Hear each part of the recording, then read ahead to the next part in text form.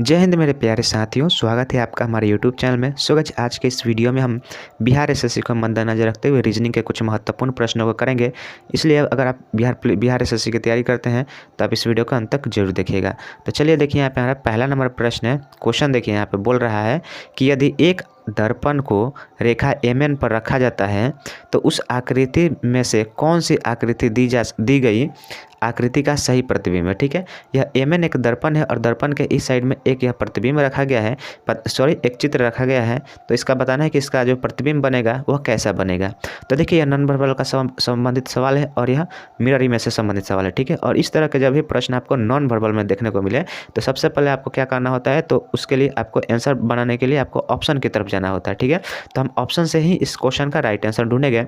अब देखिए, यह तो दर्पण यहाँ पे रखा गया है, इधर जो है चित्र है और इधर प्रतिबिंब बनाना है। तो देखिए, प्रतिबिंब जब भी दर्पण में इधर साइड में बनता है तो क्या होता है, इधर का इधर हो जाता है और इधर का इधर हो जाता है। ठीक है, तो यह जो चित्र है, यह देखिए, ये इस तरह से ऐसा बना है, तो यहाँ पे इसका जो प्रतिबिंब बनेगा यह इस तरह से बनेगा। ठीक है, इस तरह से बनेगा और इस तरह से प्रतिबिंब आप देखिए किस ऑप्शन में है, तो ऑप्शन ए और बी में है, बाकी सी में नहीं है। तो यह दोनों सी और डी जो है दोनों गलत हो जाएगा। अब देखिए, अब यह जो चित्र बन गया, अब इसको तो यह जो है जब दर्पण में इधर जाएगा तो यह इधर ऐसे हो जाएगा। ठीक है, ऐसे हो जाएगा। यह जो है इस साइड से है तो यह आपका इस साइड में हो जाएगा। ठीक है, इस साइड में हो जाएगा। अब देखिए, यह जो है देखिए ऊपर की तरफ भागा है, तो यह भी यहाँ से कुछ ऊपर की तरफ जाएगा, ऐसा करके ऊपर की तरफ जाएगा और उसके बाद सेम नीचे आएगा। और ये देखिए, यह उधर की तरफ घूमा है तो यह इधर की तरफ घूमेगा। ठीक है, और इस तरह से देखिए प्रतिबिंब ऑप्शन नंबर ए में है और इस बी में नहीं है, क्योंकि बी में देखिए जिस दिशा में यह है उसी दिशा में इसको कर दिया है, इसलिए यह जो है गलत हो जाएगा। तो ऑप्शन बी जो है इस क्वेश्चन का बिल्कुल राइट आंसर हो जाएगा, और सॉरी, ऑप्शन ए इस क्वेश्चन का बिल्कुल राइट आंसर हो जाएगा। ठीक है, चलिए अब अगला प्रश्न देख लेते हैं। देखिए यहाँ पे हमारा दूसरा नंबर, देखिए प्रश्न क्या है। क्वेश्चन बोल रहा है कि ए बी का भाई है। ठीक है, ब्लड रिलेशन से संबंधित प्रश्न है। देखिए, उसके बाद बोल रहा है कि बी की केवल एक बेटी है, बी पी की माँ है, पी क्यू की बहन है, एक्स क्यू का पिता है, क्यू का विवाह टी से हुआ है, वाई टी की बेटा है। तो बी वाई से किस प्रकार संबंधित है। ठीक है, क्वेश्चन है कि बी वाई से किस प्रकार संबंधित है। देखिए, ब्लड रिलेशन में हम आपको बात बता दे रहे हैं कि जब भी ब्लड रिलेशन से आप सवाल को सॉल्व करने चलिएगा तो आप क्या कीजिएगा, जैसे क्वेश्चन पढ़िएगा उसी के साथ साथ आप सवाल को भी बनाते चलिएगा। ठीक है, तो देखिए अब यहाँ पे हम बना रहे हैं, आपको देखिए कैसे आसानी से इसको बना सकते हैं। बोल रहा है कि ए बी का भाई है। ए जो है किसका भाई है, ए बी का भाई है। और भाई है तो यह पुरुष है, तो पुरुष के लिए हम क्या करेंगे, इसको प्लस करेंगे, यानी प्लस यानी कि यह पुरुष है। ठीक है, अब देखिए बी का जेंडर क्लियर नहीं है, क्योंकि ए जो है बी का भाई है, परंतु बी क्या है यह क्लियर नहीं है। उसके बाद देखिए, क्वेश्चन बोल रहा है कि बी की केवल एक बेटी है। ठीक है, बी की केवल एक बेटी है, तो बेटी नीचे की तरफ आती है, और बेटी है तो यह क्या हो जाएगी, फीमेल है, यानी कि माइनस हो जाएगा। ठीक है, इसका भी जेंडर क्लियर नहीं है। अब देखिए, बोल रहा है कि बी पी की माँ है, बी जो है पी की माँ है, बी पी की माँ है, बी जो है माँ है, तो यह भी माइनस हो जाएगी। और यह किसकी माँ है, पी की माँ है, और इनकी एक ही बेटी थी पी, तो यह भी क्लियर हो गया कि ये बी जो है पी की माँ है और दोनों जो है महिला है। ठीक है, तो दोनों के सिर पे क्या लग गया, यहाँ पे माइनस का चिन्ह लग गया। अब आगे पढ़िए, देखिए बोल रहा है कि पी जो है क्यू की बहन है, पी क्यू की बहन है। ठीक है, पी क्यू की बहन है, क्यू की बहन है, तो क्यू की बहन है, यह अभी देखिए यहाँ पे माइनस लगा है, तो यह स्त्री है, बहन हो गया। ठीक है, पी क्यू की बहन हो गई। अब देखिए, उसके बाद बोल रहा है कि एक्स जो है क्यू के पिता है, एक्स क्यू के पिता है। ठीक है, एक्स जो है क्यू के पिता है, तो क्यू के पिता एक्स हो गए। और देखिए, यह दोनों जो है क्या संबंध रखते हैं, भाई बहन का कजन का संबंध रखते हैं।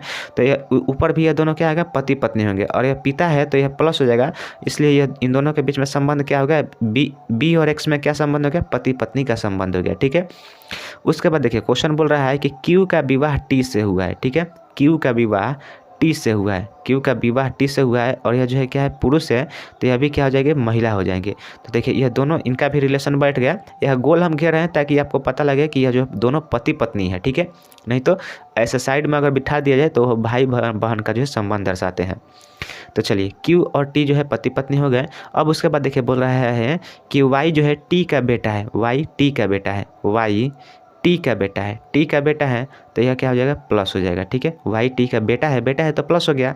ठीक है, अब देखिए, अब आपका यहाँ से क्वेश्चन शुरू हो जाए कि बी जो है वाई से किस प्रकार संबंधित है। बताना है आपको कि बी जो है वह वाई से किस प्रकार संबंधित है। तो देखिए बी वाई से किस प्रकार संबंधित है। तो देखिए वाई का पिता, ठीक है, टी है, क्यू है, और क्यू का माँ जो है वह बी है, यानी कि माँ क्यू की वाई के पिता के माँ यानी कि उसकी जो है दादी हुई, और दादी को क्या बोलते हैं, तो दादी को ग्रैंड मदर बोलते हैं। ठीक है, ऑप्शन बी इस क्वेश्चन का बिल्कुल राइट आंसर हो जाएगा, ग्रैंड मदर। यह जो बी है वह वाई का ग्रैंड मदर है। ठीक है, चलिए अगर यहाँ पे एक्स का संबंध पूछा होता है तो एक्स क्या हो जाता है, ग्रैंड फादर हो जाता है। तो इस क्वेश्चन का राइट आंसर हो जाएगा option number B, grand mother.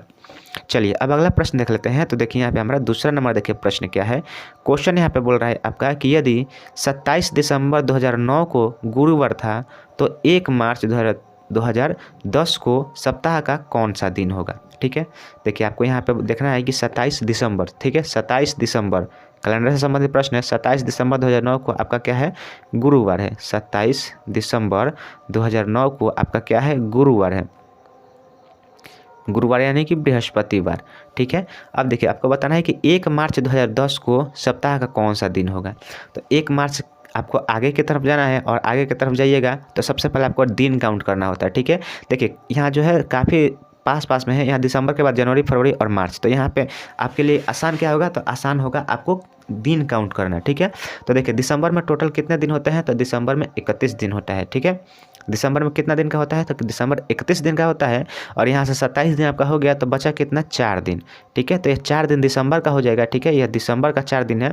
उसके बाद आपका 2010 शुरू होगा, और 2010 में जनवरी आएगा तो जनवरी 31 दिन का होता है। ठीक है, जनवरी 31 दिन का होता है। फरवरी देखिए यहाँ पे लीप ईयर नहीं है, 2010 लीप ईयर नहीं है, तो फरवरी कितने दिन का होता है, तो फरवरी जो है 28 दिन का होगा।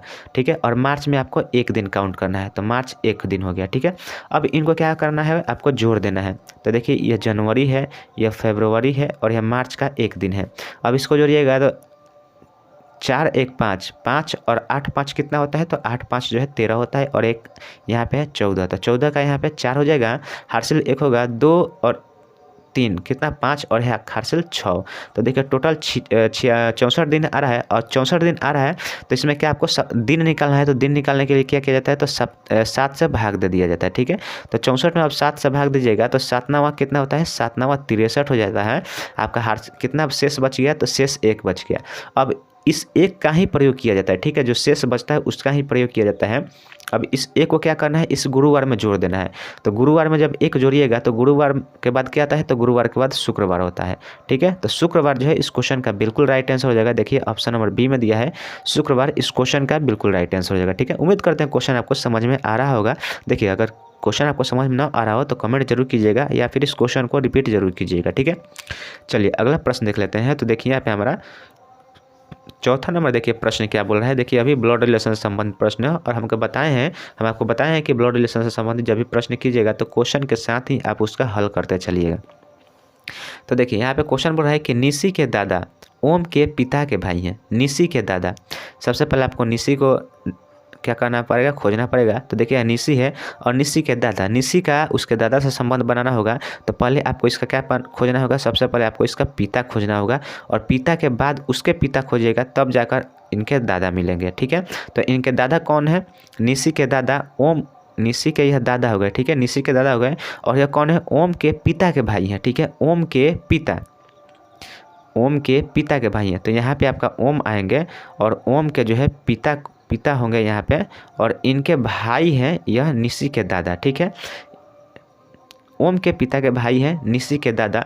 तो देखिए इन दोनों के बीच में क्या संबंध आ जाएगा, भाई बहन का ही संबंध आ जाएगा। ठीक है, सॉरी भाई बहन का संबंध नहीं आएगा, इन दोनों के बीच में पति पत्नी का संबंध आ सकता है। ठीक है, हम मतलब इसको गेस कर सकते हैं कि क्योंकि देखिए यह दादा है, और दादा है तो निशी के यह दादा है और ओम के पिता हैं, तो इनके बीच में ऐसा संबंध आ सकता है कि ये दोनों पति पत्नी हो, और इनके पिता का यह भाई हैं तो यह दादा ही लगेंगे। ठीक है, देखिए चलिए आगे क्वेश्चन पढ़ते हैं। देखिए उसमें क्या बोला जा रहा है। अब देखिए बोला है यहाँ पे कि हेमंत जो है ओम का पुत्र है। हेमंत ओम का पुत्र है, हेमंत जो है ओम का पुत्र है, यह ओम है, और ओम का पुत्र कौन है, तो ओम का पुत्र हेमंत है। ठीक है, ओम का पुत्र हेमंत हो गया। अब उसके बाद बोला है कि हेमंत निशि से किस प्रकार संबंधित है। ठीक है, देखिए अब यहाँ पे आप देखें हेमंत निशि से किस प्रकार संबंध है। तो देखिए यह दोनों जो है यह दोनों पति पत्नी का जगह और संबंध दर्शाएंगे। तो इन दोनों क्या है, दोनों भाई बहन होंगे और भाई बहन को क्या कहा जाता है, तो कजन कहा जाता है। ठीक है, सॉरी कजन, देखिए ये इन दोनों के बीच में भाई बहन का भी रिश्ता हो सकता है अगर, ठीक है। तो ये दोनों ओम का पिता है, तो ये देखिए कजन है, तो कजन या निशि जो है इनका क्या हो गया, कजन हो गया, इनके चाचा के मतलब कजन मतलब क्या होता है, चचेरी बहन, ममेरी बहन, फुफेरी बहन। ठीक है, इस तरह को रिलेशन को हम क्या कहते हैं, कजन कहते हैं। तो इसका right answer option number C हो जाएगा, कजन हो जाएगा। चलिए इसको हम एक बार और देख लेते हैं। निशि के दादा ओम के पिता के भाई हैं। निशि के दादा, यह जो निशि के दादा है ओम के पिता के भाई हैं। तो यह ओम है और यह इनके पिता के यह भाई हो गए निशि के दादा। उसके बाद क्वेश्चन बोला था कि हेमंत जो है ओम का पुत्र, यह हेमंत जो है वह ओम का पुत्र है। तो हेमंत निशि से किस प्रकार संबंधित है। अब देखिए यह दोनों तो भाई बहन भाई हैं, यह जो ऊपर वाला जो भी है दोनों है, यह दोनों भाई है और इनका यह पुत्र है और यह इनका पुत्र है। ठीक है, और इनका पुत्र यह है और इनका पुत्र यह निशि है। ठीक है, ओम का पुत्र निशि है और इनका पुत्र ओम का पुत्र हेमंत है और निशि का इनका पुत्र निशि है। तो इन दोनों के बीच में क्या होगा, चचेरी भाई बहन का रिश्ता होगा, इसलिए इनको कजन कह सकते हैं। ऑप्शन जो है सी इसका क्वेश्चन का बिल्कुल राइट आंसर हो जाएगा। चलिए अगला प्रश्न देख लेते हैं। तो देखिए यहाँ पे हमारा 5 नंबर देखिए प्रश्न क्या है। क्वेश्चन बोल रहा है कि यदि 81 हैशटैग यहाँ हैशटैग है 49 इक्वल टू 2 और 100 हैशटैग 36 इक्वल टू 4, तो आपको बताना है 144 हैशटैग 196 क्या होगा, इसका राइट आंसर क्या होगा। तो उसके लिए क्या करना होगा, सबसे पहले आपको इन दोनों के इनके बीच में और इनके बीच में रिलेशन ढूंढना होगा। अगर इनके बीच में आप संबंध को ढूंढ लेते हैं तो इसके बाद जो है इसका जो आंसर निकालना बहुत ही आसान हो जाएगा आपके लिए। तो चलिए देखिए हम कैसे इसको बना सकते हैं। अब देखिए 81 क्या है, आपको देखकर ही पता लग रहा होगा कि 89 और यह जो 81 और यह जो 49 है, यह दोनों किसी न किसी संख्या के वर्ग हैं। तो यह 81 किसका वर्ग है, तो यह 9 का स्क्वायर है और यह जो है 49 जो है 7 का स्क्वायर है। और इन दोनों के बीच में अगर अंतर देखा जाए तो कितना का अंतर है, 2 का अंतर है। ठीक है, सेम यही प्रक्रिया यहाँ पर अगर हम दोहराएं तो देखिए यह 10 का स्क्वायर होता है और हैशटैग के लिए माइनस का प्रयोग किया गया है। 36 जो है 6 का स्क्वायर होता है और इन दोनों के बीच में अगर माइनस इनके अंतर को देखा जाए तो यहाँ पे 4 का अंतर है। ठीक है, सेम इसी प्रक्रिया को हम यहाँ पे फॉलो करेंगे। तो देखिए यह कितने का स्क्वायर है, 144 जो है 12 का स्क्वायर है, हैशटैग मतलब माइनस, और 196 कितने का स्क्वायर है, तो यह 14 का स्क्वायर है। और इन दोनों के बीच में जो अंतर देखिएगा तो कितना का अंतर आएगा, तो -2 का अंतर आएगा। तो इस क्वेश्चन का राइट आंसर क्या होगा, ऑप्शन नंबर डी जो है इस क्वेश्चन का बिल्कुल राइट आंसर हो जाएगा, -2। ठीक है, तो ऑप्शन डी इस क्वेश्चन का बिल्कुल राइट आंसर हो जाएगा। चलिए अगला प्रश्न देख लेते हैं। तो देखिए यहाँ पे हमारा 5 नंबर क्वेश्चन हो गया।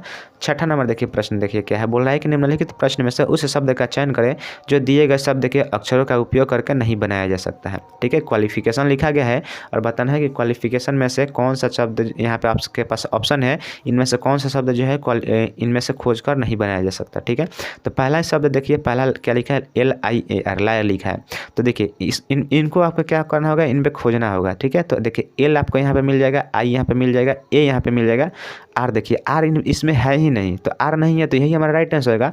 हमें उन शब्द को खोजना था जो कि इस क्वालिफिकेशन से मिलकर नहीं बनाया जा सकता है। ठीक है, तो ऑप्शन ए इस क्वेश्चन का राइट आंसर होगा। बाकी जितने भी ये ऑप्शन होंगे सभी के वर्ड जो है यह इसमें मिलेंगे। ठीक है, तो ऑप्शन ए इस क्वेश्चन का बिल्कुल राइट आंसर हो जाएगा। ठीक है, चलिए अगले प्रश्न की ओर बढ़ते हैं। तो देखिए यहाँ पे हमारा 7 नंबर देखिए प्रश्न क्या है।